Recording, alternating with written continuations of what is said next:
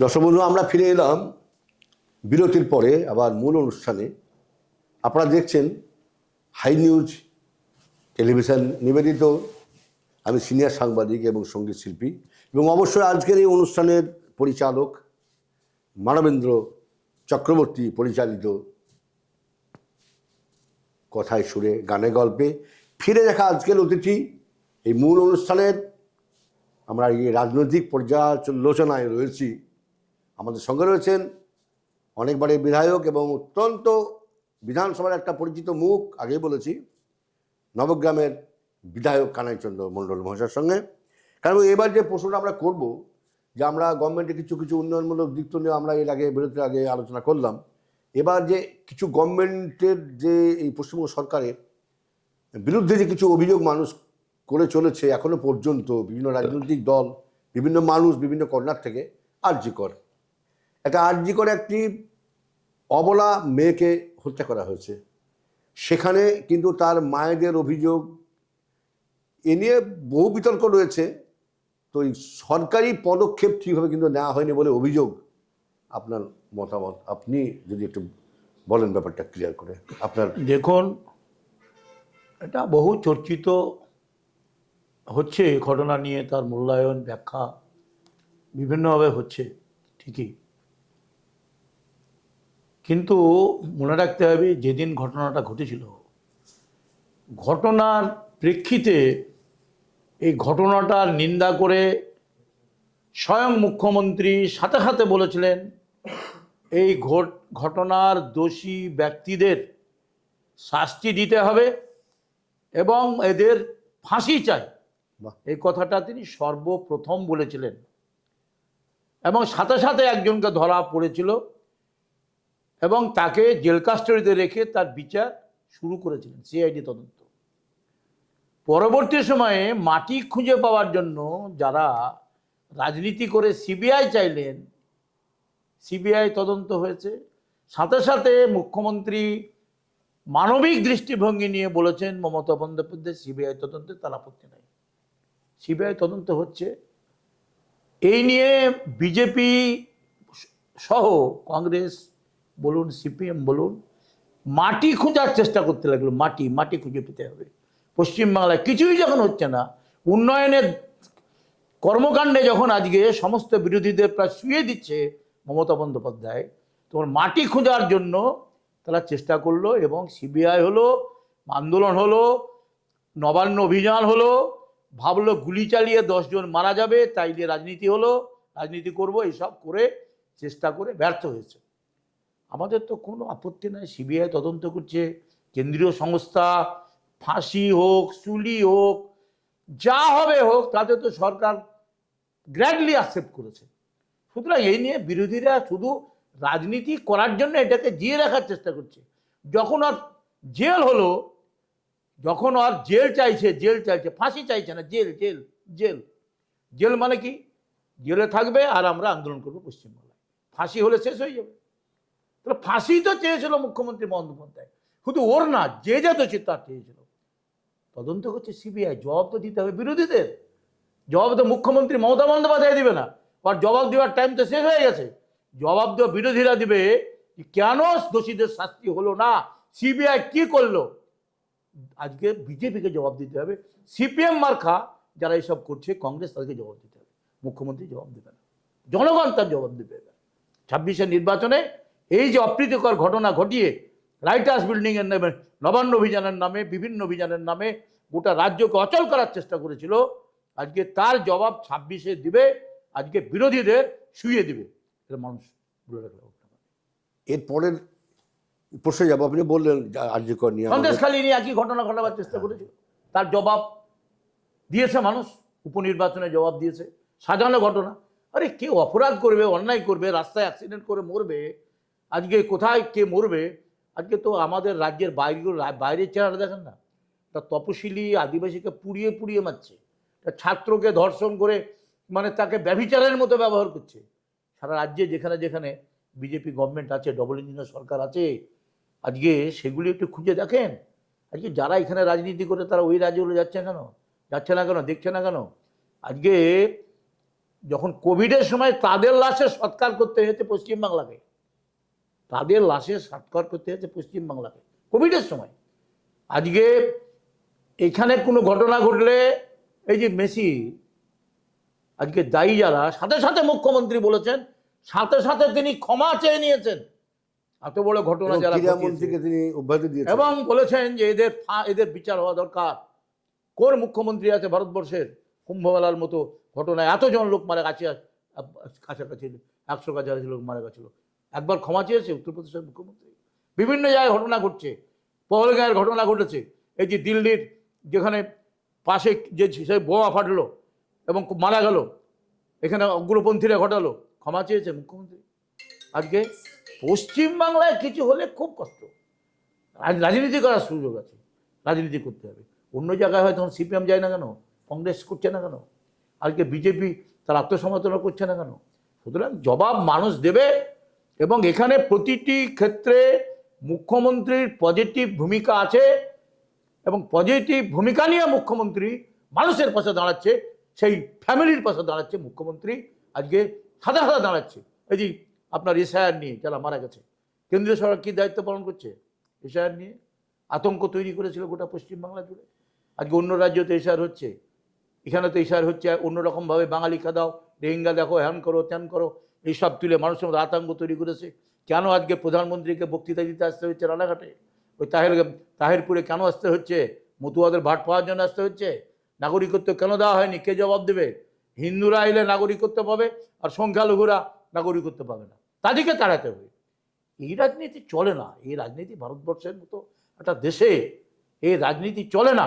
আর এই রাজনীতি করে ওরা টিকে থাকার চেষ্টা করছে, পশ্চিমবাংলাকে দখল করার চেষ্টা করছে, একেবারে ব্যর্থ হবে, শূন্যতে মানে চলে আসবে আস্তে আস্তে।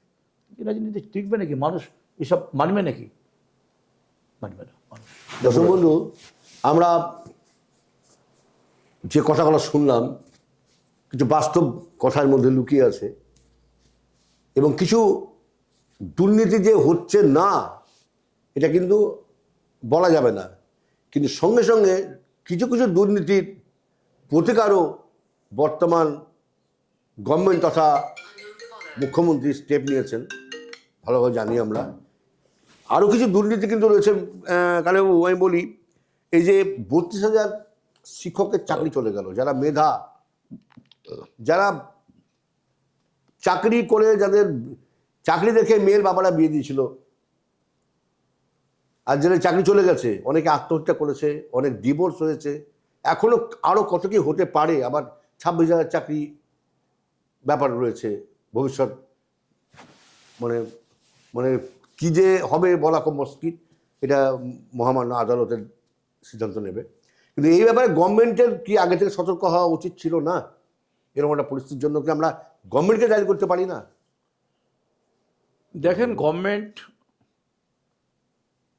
চলে তো বিভিন্ন দপ্তরের দ্বারা, বিভিন্ন দপ্তর আছে, দপ্তরের দ্বারা চলে, দপ্তরের আধিকারিকরা কাজ করে, মন্ত্রী আছে তারা কাজ করে, মুখ্যমন্ত্রীর তত্ত্বাবধানে তারা থাকে, কাজ করে, আধিকারিকরা কাজ করে। সেই জায়গায় দাঁড়িয়ে যদি কত অ্যানোমালিজ হয়, দুর্নীতি হয়, আমাকে প্রথম দেখতে হবে সেইটা নিয়ে গভর্নমেন্ট কি করছে, সাপোর্ট করছে কি করছে না। এই যে ঘটনাগুলি ঘটেছে, চাকরি বাকরি হ্যান ত্যান 7-17, তাতে অপরাধী 2-1 যারা আছে বা যারা যারা অ্যারেস্ট হয়েছে, সিবিআই হয়েছে, ইডি হয়েছে, হ্যান হচ্ছে ত্যান হচ্ছে, তাদের ক্ষেত্রে কি গভর্নমেন্ট 1% সাপোর্ট করেছে? বলতে পারবেন সাপোর্ট করেছে? করেনি। বরং আজকে তাদেরকে সাসপেন্ড করা হয়েছে, শুধু তাই না, আজকে তাদের ফাঁসি হোক। তাদের ফাঁসি কেন দিচ্ছে না সিবিআই? ব্যর্থ সিবিআই কেন আজকে চার্জশিট পেশ করে তাদের ফাঁসিতে ঝুলাতে পারলো না, তাদের বিচারে ঝুলাতে পারলো না? এটাই তো। কিন্তু রাজ্য সরকারের অনেক দায়িত্ব ছিল, অনেক আগে সতর্ক হওয়া। আমি বলি, আমাকে এমএলএ করেছে, আমাকে এমএলএ করার পরে আমি যখন ওখানে চুরি ডাকাতি করি, আর চুরি ডাকাতি করে যদি আমি এখন বা আমি যদি কালকে একটা ব্যভিচার করি, মুখ্যমন্ত্রী তো আমাকে ধরে বসে থাকতে না, না, না, সে তো নিশ্চয়ই একদম। মুখ্যমন্ত্রী বসে আছেন তার জায়গায়, আমাকে তিনি দায়িত্ব দিয়েছেন, তা আপনি বিধানসভাটা চালান, মানুষের পরিষেবা করেন। আমাকে তো টাকা তোলার জন্য এখানে পাঠায়নি। যারা যারা এই সমস্ত কাজকর্ম করছে তাদের বিরুদ্ধে অভিযোগ থাকলে অভিযোগ নির্দিষ্ট জায়গায় দিতে হবে, আর সে অভিযোগের যদি সম্পর্কে যদি সরকার যদি ভূমিকা পালন না করে তাহলে সরকারের সমালোচনা হবে, আর ভূমিকা যদি পালন না করে সরকারের সমালোচনা হবে। আর যদি ভূমিকা পালন করে অ্যাকশান নেয় তাহলে তো গভর্নমেন্টের কোনো দোষ থাকার কথা না। আজকে ইডি সিবিআই স্বাগত, যারা জেলে যাচ্ছে, জামিন হচ্ছে, আজকে চার্জশিট পেশ করতে পারলো না 3 বছর 2 বছর 2.5 বছর ধরে, তদন্তের ক্ষেত্রে তো কোনো, এখানে গভর্নমেন্ট তো পুরো সাহায্য করেছে, সহযোগিতা করেছে, তথ্য তুলে দিয়েছে এসএসসি। এখন এই ক্ষেত্রে অপরাধী যারা আছে তাদের ব্যবস্থা দেওয়ার ক্ষেত্রে সিবিআই যদি ব্যর্থ হয়, ইডি যদি ব্যর্থ হয়, আমরা বলবো যে আজকে এই ব্যর্থতা থেকে তাদেরকে সরে এসে এদের প্রকৃত বিচারক। আর কিছু কিছু অ্যাডভোকেট তৈরি হয়ে গেছে, আমি সম্মান করি বলছি, ওই যে একজন বিচারক বিচার করেছিলেন, করে এখন এমপি হয়েছেন, কি নাম, অভিজিৎ, আপনি বলতে পারবেন, অভিজিৎ বাবু, আপনি ভালো করে বলতে পারবেন। হ্যাঁ হ্যাঁ, আজকে তার রায়ে তিনি কলম চালিয়ে তিনি চ্যাম্পিয়ন হতে চেয়েছিলেন বিজেপির কাছে, কলম চালিয়ে তিনি ওই চাকরি বাতিল করেছেন 26,000-এর, বাতিল করেছিলেন, তো বাতিল করেছিলেন, চাকরি বাতিল। সুপ্রিম কোর্ট সেটার বৈধতা দিয়েছে এবং তারা চাকরি পেয়েছে, চাকরি তারা ফিরে পেয়েছে অনিশ্চয়তায়। তিনি চ্যাম্পিয়ন, বিজেপির কাছে ভালো হওয়ার জন্য তার কলম চলেছিল, আজকে প্রমাণিত সেটা। অনেক বিচারক আছেন, তাদেরকে শ্রদ্ধা করি, তাদের প্রতি আমাদের মানে দেশের সংবিধান নির্ভর করছে, নিরপেক্ষতা নির্ভর করছে, তারা দেশের মেরুদণ্ড, বিচার ব্যবস্থার মেরুদণ্ড তারা। আর বিচার ব্যবস্থার মূল কাঠামো সংবিধানে বলা আছে কি কি কাজ। আজকে সুপ্রিম কোর্টের রায় মানছে আপনার ওই যে কেন্দ্রীয় সরকার, এনআরই যে টাকা দেওয়ার কথা বলেছে, মেনেছে? অনেক কথা বলছে, মানছে? মানছে না তো কেন্দ্রীয় সরকার, হাতের পুতুল করার চেষ্টা করছে আজকে কেন্দ্রীয় সরকার। কিছু বিচারক আছে, আমরা তাদেরকে শ্রদ্ধা জানিয়ে বলছি এইটা তাদের একটা মানবিক দিক থেকে। অনেক ক্ষেত্রে কিছু অ্যাডভোকেট আছে যাদের কাজ হচ্ছে গভর্নমেন্টের ভাবমূর্তিকে নষ্ট করো। হ্যাঁ, সরকারের যদি ত্রুটি থাকে নিশ্চয়ই সেই ত্রুটিগুলি নিয়ে বিচার রায় দেবে, আমাদের এবার কোনো আপত্তি নেই, আপত্তি থাকার কথাও না। কিন্তু কিছু কিছু অ্যাডভোকেট আছে যে গভর্নমেন্টকে বিব্রত করার জন্য বিব্রত করো, ছোটোখাটো ঘটনা নিয়ে গভর্নমেন্টকে বিব্রত করো, ভাবমূর্তি নষ্ট করো, এই টেন্ডেন্সি নিয়ে যদি চলে কেউ, তাহলে আমাদের দেশের সংবিধান থাকে না, নিরপেক্ষতা থাকে না। হাইকোর্ট, সুপ্রিম কোর্ট আজকে আমাদের কাছে হচ্ছে বেঁচে থাকার একটা কাঠামো, মানুষের অধিকার রক্ষার একটা কাঠামো। সেই কাঠামো, বিচার ব্যবস্থা নিয়ে আমাদের কোনো তর্কে না যায় ভালো, না যায় ভালো। হ্যাঁ, বিচার ব্যবস্থা আমরা শ্রদ্ধা করি, সম্মান করি, তবে অপরাধীদের শাস্তি অবশ্যই পাওয়া উচিত। আর গভর্নমেন্টের ভাবমূর্তি যারা নষ্ট করছে তাদের বিরুদ্ধে সরকারের কঠোর ব্যবস্থা নিচ্ছে এবং আগামী দিন নেবে। আচ্ছা, কারণ একটা কথা বলি, আমরা দেখেছি বিভিন্ন পারপাসে মুখ্যমন্ত্রী অনেকগুলো প্রশাসনিক বৈঠক করেছেন এবং করেন, এখনও করছেন। তো বিভিন্ন প্রশাসনিক বৈঠক কিন্তু সফল, এবং সেখানে বহু প্রকল্প, উন্নয়নমূলক প্রকল্পের তিনি শিলান্যাস করেছেন, ঘোষণা করেছেন, সেগুলো বাস্তবায়িত হয়েছে। আবার কিছু কিছু ক্ষেত্রে দেখা গেছে যে সে সমস্ত অনেকগুলো স্কিম এখন পর্যন্ত বাস্তবায়িত হয়নি। বিরোধীরা কিন্তু অভিযোগ করে প্রায়, এবং বিজেপি বলুন, বামপন্থীরা বলুন, কংগ্রেস বলুন, সবাই কিন্তু অভিযোগ করে একটি ব্যক্তির নামে, সেটা হচ্ছে মমতা ব্যানার্জি। বলে যে যত সমস্ত খারাপ কাজগুলো সংগঠিত হয়েছে সব নাকি মমতা ব্যানার্জি করেছে। এই যে একজনকে ব্যক্তি আজকে দাঁড় করাচ্ছে বিরোধীরা বিভিন্ন কর্নার থেকে, হ্যাঁ, এই ব্যাপারে তো এটা কি আপনি মনে করেন যে এই ব্যাপারে? দেখেন, এটা কথা হচ্ছে আজকে মমতা বন্দ্যোপাধ্যায় হচ্ছে সর্বভারতীয় নেত্রী, একদম একদম, তিনি হচ্ছেন আমাদের পার্টির মূল স্তম্ভ। তাহলে হচ্ছে যে এখানে দাঁড়িয়ে আমি রাম শ্যাম যদু মধু আমাদের ভাবমূর্তি নষ্ট করে সারা রাজ্যের ভাবমূর্তি নষ্ট করা যাবে না। তাহলে ভাবমূর্তি নষ্ট করতে গেলে টার্গেট করো মূল জায়গায় আঘাত করো, মূল কোঠার আঘাত করো মূল জায়গায়। তাহলে মমতা বন্দ্যোপাধ্যায়ের স্বচ্ছ ভাবমূর্তিকে কি করে নষ্ট করতে হবে আর তার উপরে আক্রমণ শানিত করতে হবে। সুতরাং কিছু সংবাদ চ্যানেল, মিডিয়া আছে, আজকে বিজেপির লক্ষ লক্ষ কোটি টাকা ইনভেস্ট হচ্ছে আজকে কিভাবে আজকে মুখ্যমন্ত্রীর ভাবমূর্তি নষ্ট করা যায়, ছোট ঘটনা বড় ঘটনা, আজকে সব ঘটনাকে এক জায়গায় দাঁড় করিয়ে করা যায় এই চেষ্টা করছে। কিন্তু আপনি যদি দেখেন, সত্যিকারের দেখেন, আপনি মমতা বন্দ্যোপাধ্যায় স্বচ্ছতার সঙ্গে, সততার সঙ্গে আজকে যে লড়াইগুলি করছেন এবং মানুষের জন্য যে কাজগুলি করছেন, আর এই কাজ করতে গিয়ে কেউ যদি দুর্নীতি করে তার বিরুদ্ধে তো অভিযোগ হলে তার ব্যবস্থা আছে, ফাঁসি আছে, চুলি আছে, যা আছে সেটা হবে। কিন্তু মূল স্তম্ভের ক্ষেত্রে তো কোনো তার ভাবমূর্তি নষ্ট করার মতো ক্ষমতা কারণ নাই তো বটেই, যতই চেষ্টা করুক। কিন্তু এরকম কি কোনো ঘাটতি আমাকে একটা উদাহরণ দেখাতে পারবেন যে সাপোর্ট করেছে? এরকম কোনো ঘটনার ক্ষেত্রে সাপোর্ট করেছে? একটা ঘটনা আপনি বলুন যে এই ঘটনা। না ঠিকই আপনি যেটা বলছেন। দর্শক বন্ধু, আমরা কানাইবাবুর অনেক ঘটনাকে আমরা এটা আমি দেখেছি বাস্তব ক্ষেত্রে। আমি কলকাতা থাকি, এখানেও থাকি। আমি কলকাতাতে অনেকগুলো সংবাদ মাধ্যমের সঙ্গে জড়িয়ে আগে থেকেই ছিলাম, এখনও আছি। এবং আমি পশ্চিমবঙ্গের অনেক নেতৃত্বের সঙ্গে কথা বলেছি, অনেক মানুষের সঙ্গে কথা বলেছি। মমতা ব্যানার্জি বহুদিনের এমপি, উনি তো এমনি মানুষের চেহারাকে ভোট দেবেন না। তা নিশ্চয় উনার মধ্যে কোনো ভালো একটা মানে জ্ঞান রয়েছে এবং ভালো একটা পারদর্শিতা রয়েছে, যেটা মানুষ প্রত্যক্ষ করে তাকে ভোট দিয়ে বারবার ইলেক্টেড করেন। এটা তো বাস্তব ঘটনা। সেই প্রশ্নে আমরা যাব না। আমরা পরবর্তী প্রশ্নে আসবো। এই যে সামনে এই যে উন্নয়ন, আপনার যে বিধানসভা ভোট, আমাদের সময় চলে এসছে শেষের দিকে। এই বিধানসভা ভোটের আর কি আপনার উন্নয়নের কি সদিচ্ছা আছে বা উন্নয়ন করার ইচ্ছে কি রয়েছে এলাকার, যদি একটু বলেন সকলের সামনে। দেখুন, সার্বিকভাবে মুর্শিদাবাদ জেলায়, আমি শুধু আমার বিধানসভার কথা বলবো না, সার্বিকভাবে মুর্শিদাবাদ জেলাতে ডেভেলপমেন্টের অনেকগুলো ক্ষেত্র আছে। তিনি ইদানিং একটা সভা করেছিলেন এখানে, তিনি বলে গেছিলেন যে মুর্শিদাবাদ জেলার ইন্ডাস্ট্রি কী করে গড়ে তোলা যায় তার ভাবনা নিয়ে একটা কনক্লেভ করা। সেটা ইতিমধ্যে মাননীয় ডিএম একটা মিটিং ডেকেছিলেন আমাদের রবীন্দ্র সদনের প্রেক্ষাগৃহে, যে মিটিং হয়ে গেছে। এবং সমস্ত বেশিরভাগ শিল্পপতি যারা আমাদের এলাকা শিল্পপতি, বাইরের শিল্পপতি তারা এসেছেন। আমাদের এখানে রিজিনগর সহ বহু খাস জমি আছে, সরকারি জমি আছে, সেখানে কিভাবে পরিকল্পনা করা যায় তার ভাবনা নিয়ে আজকে সম্মানীয় ডিএমকে পুরো দায়িত্ব দিয়েছেন যে আজকে কিভাবে, এবং ইন্ডাস্ট্রিয়ালদের ডেকে আজকে কিভাবে তার সেক্রেটারি যারা আছেন তাদেরকে নিয়ে চেষ্টা হচ্ছে মুর্শিদাবাদ জেলার সার্বিক ডেভেলপমেন্ট করা।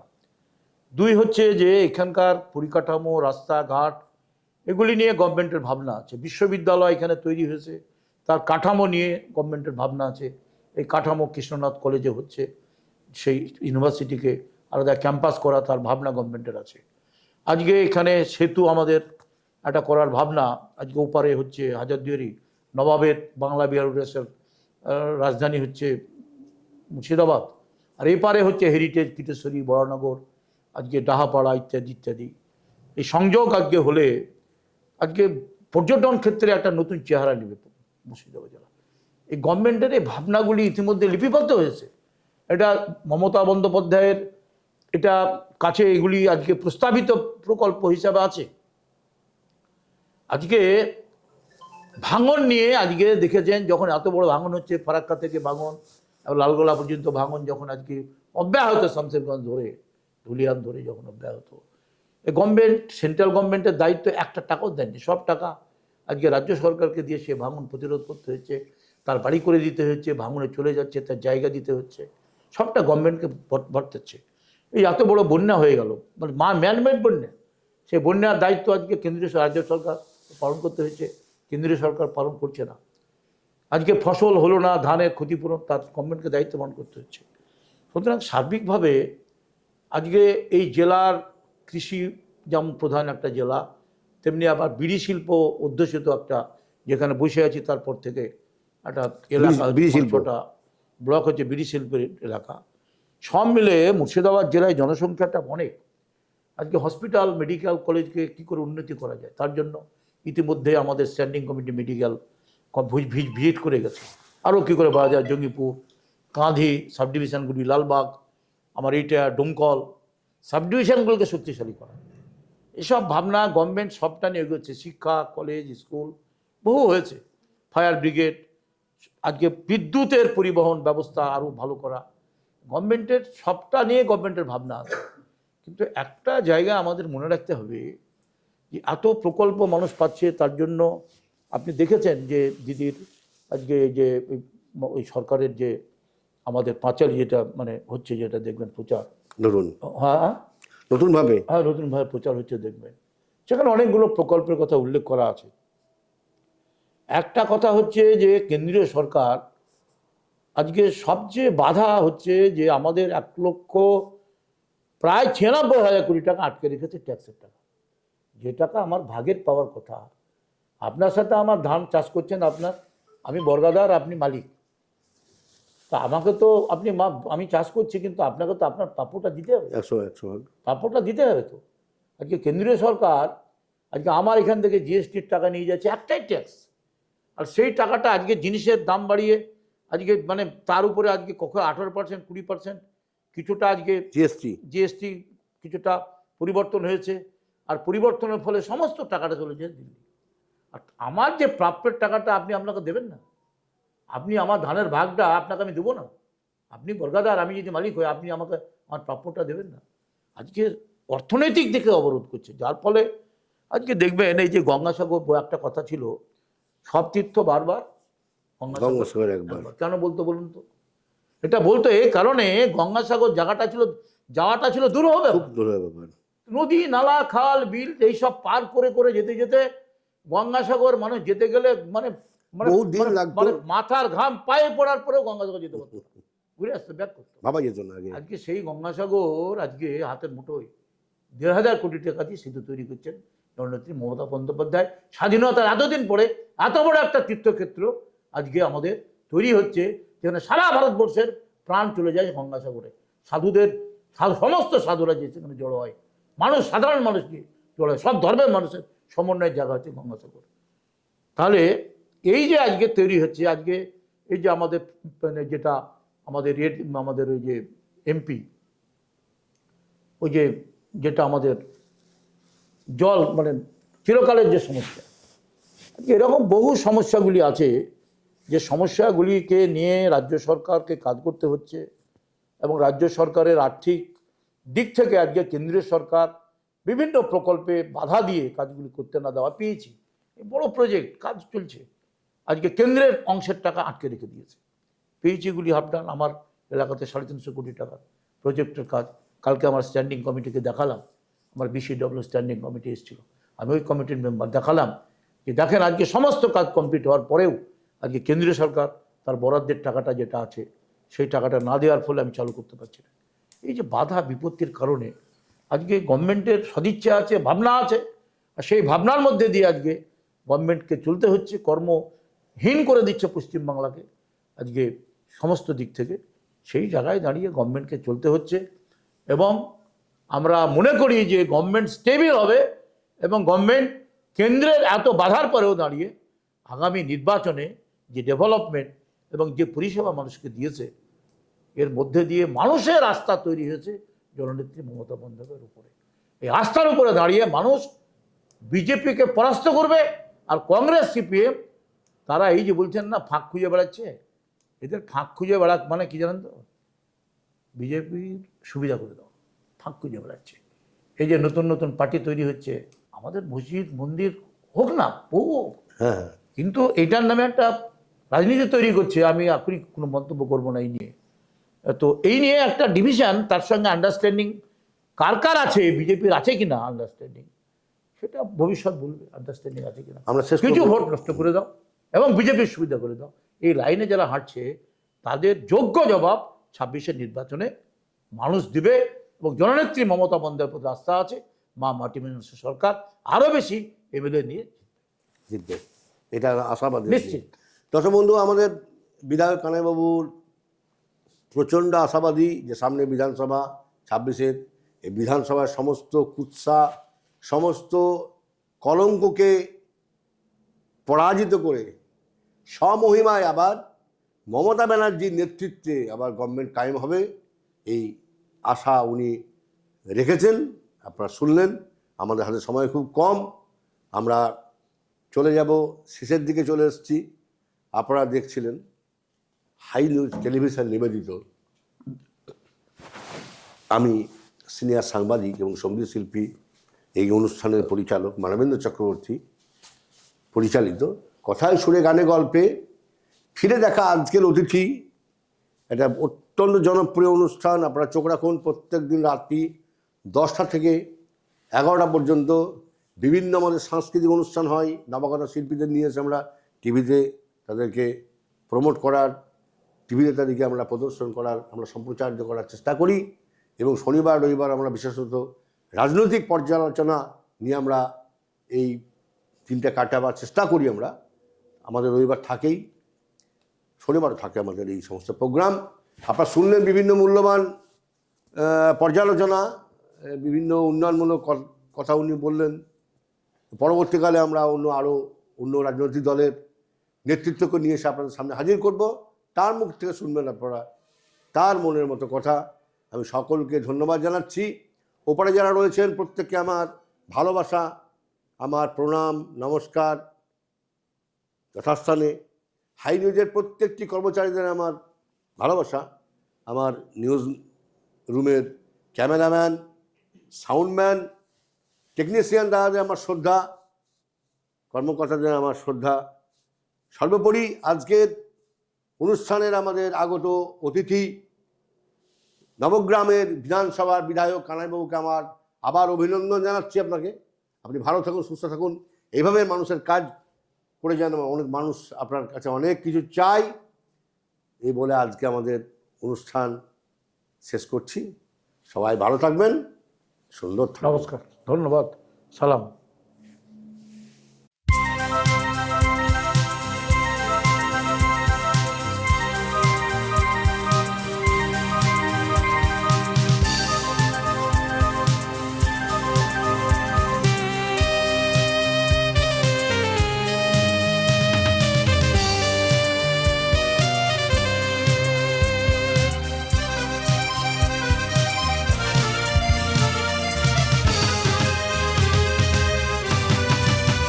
আলোকের নক্ষত্র বাসরে, ক্ষণিকের অবসরে, অশান্ত পৃথিবীতে শান্তির হাত ধরে, অশান্ত পৃথিবীতে শান্তির হাত ধরে ফিরে দেখা আজকের অতিথি, ফিরে দেখা আজকের অতিথি। আলোকের নক্ষত্র বাসরে, ক্ষণিকের অবসরে, অশান্ত পৃথিবীতে শান্তির হাত ধরে, অশান্ত পৃথিবীতে শান্তির হাত ধরে ফিরে দেখা আজকের অতিথি, ফিরে দেখা আজকের অতিথি। আলোকের নক্ষত্র বাসরে।